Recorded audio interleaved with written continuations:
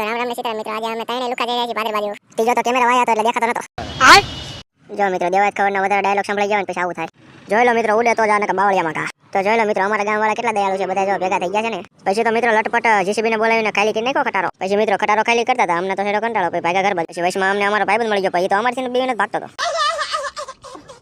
તો જો મિત્રો આ છે અમારો ટકલું બસ ને અમે જઈ રહ્યા છીએ બધા નાવા. ફાઇનલી મિત્રો બધા નાવા પગી જાય ને અને બા બાટી બોલે નાવાની બા બાટી.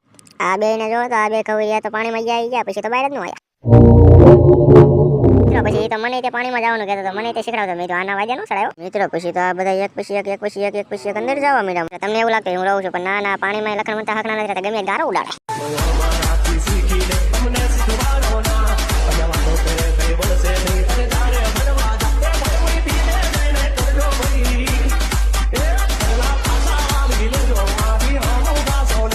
મિત્રો ગીત તો બહુ સાંભળી લીધું, હવે નાવામાં બા બાટી બોલાવી દે બા બાટી. મિત્રો અમને પાણીમાં હક નથી, પાણીમાં બાજવા મીડા.